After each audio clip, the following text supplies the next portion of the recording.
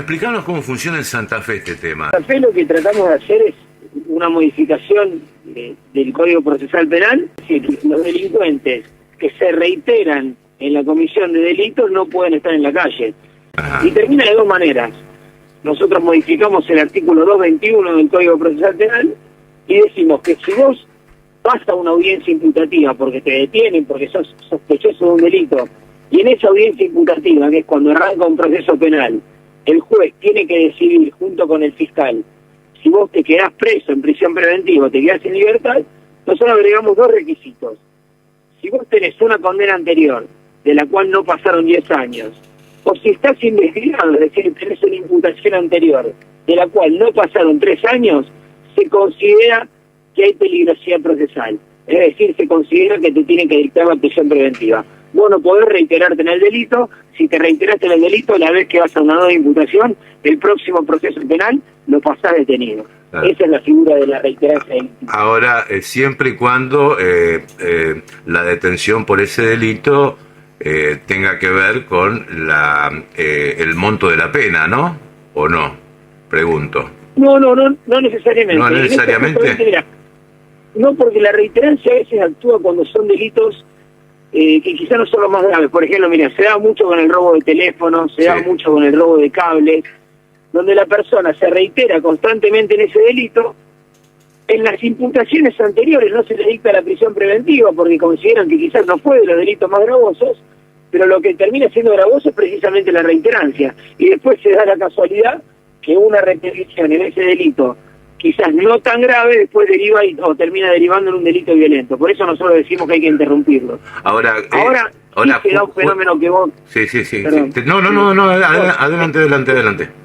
También hicimos otra modificación en el inciso 1, que fue una propuesta nuestra, del artículo 221, que sí tiene que ver con el monto de la pena. ¿Qué significa esto? Que si vos llegás a una sentencia condenatoria en libertad, porque cuando fue el procesamiento y en la audiencia imputativa se consideró que no había peligrosidad procesal. Peligrosidad procesal, para que la gente lo entienda, es peligro de que te fugues o de que entorpezcas el proceso. Bueno, se consideró que eso no existía, no te dictaron la prisión preventiva y llegaste a la primera sentencia condenatoria.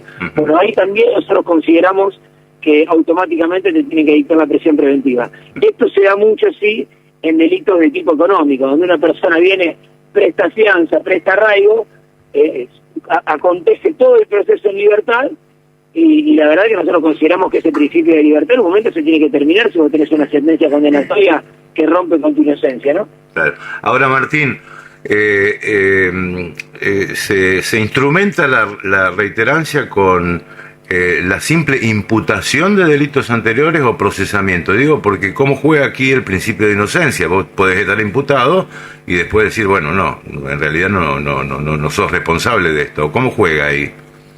Mira, esa fue la gran discusión teórica que tuvimos. Nos decían que lo que nosotros estamos violando es el principio de inocencia. Sí. Pero la verdad que tiene el mismo funcionamiento que hoy tiene la prisión preventiva. Vos fijate que en todos los otros incisos de la prisión preventiva, si hay peligrosidad procesal, es decir, peligro de fuga o de que entorpezcas el proceso, el Estado, la ley, la justicia te habilita a dictar la prisión preventiva. Y vos estás dictando la prisión preventiva, que es un instituto que precisamente funciona sin una sentencia condenatoria, o sea, aún manteniendo el principio de inocencia. Y ya es un instituto jurídico que ha tenido un montón de cuestionamientos, pero que han sido resueltos de manera favorable. Esto lo único que hace es ampliar las hipótesis de prisión preventiva, porque la sociedad considera disvalioso que una persona se esté reiterando constantemente en el delito. Respecto a los resultados que tuvo esta normativa en Santa Fe, ¿tienen alguna estadística y si esto ha afectado la población, no sé si carcelaria, pero al menos en comisarías en la provincia? Estoy precisamente en eso. Anoche estuve charlando, saliendo de la nota con ustedes, estuve charlando con algunos jueces amigos y me dicen que es muy, muy reciente, que esto, claro, recién entró en vigencia la ley en enero. Ahora vamos a tener una conversación con fiscales y con la Oficina de Gestión Judicial, pero bueno, es una ley vigente, así que es un instrumento que se debería aplicar a todos los procesos que están en trámite. La intuición, lógicamente, que te dice que sí, que vas a tener un aumento de la población carcelaria, porque había gente que entraba y salía, y la verdad que eso es algo que que como sociedad se lo escucha discursivamente en la calle, estamos decididos a interrumpir, ¿no? Ahora, Martín, esto siendo una ley es una, es una imposición, digamos, dentro de las hipótesis al juez, o el juez puede discrecionalmente interpretar o no que quede en prisión preventiva o no. Digo, porque se han dado casos incluso en los últimos días aquí en Santa Fe. Es un punto interesantísimo. Mira, sí, porque nosotros incorporamos... digo, por ejemplo, la prisión preventiva del conductor que mató un matrimonio en la Costanera de Santafesina, lo atropelló con el auto, ¿no? La jueza... Tenemos un caso muy parecido. Sí. Lo he leído esta semana, ¿no? En Rosario también. Y la jueza interpretó que no había peligrosidad procesal, etcétera, y dictó la libertad condicional, seguir el proceso en libertad. Bueno, la fiscal apeló, en este caso, y bueno, se revocó esa decisión de la jueza, y bueno, y este hombre fue detenido y espera el proceso en prisión. Es decir, ¿queda sugerencia del juez? ¿Es una imposición de la ley? ¿Cómo es este tema, Martín? Ese tema es interesantísimo como está planteado, porque el artículo 221 dice, perdón, venimos de atrás, venimos del 219, el 219 que dice, vas a quedar en prisión preventiva si hay peligrosidad procesal, es decir, si hay peligro de fuga o de que entorpezca la causa. Sí. El 221, que es sobre el que nosotros trabajamos, dice, ¿cuándo hay peligrosidad procesal?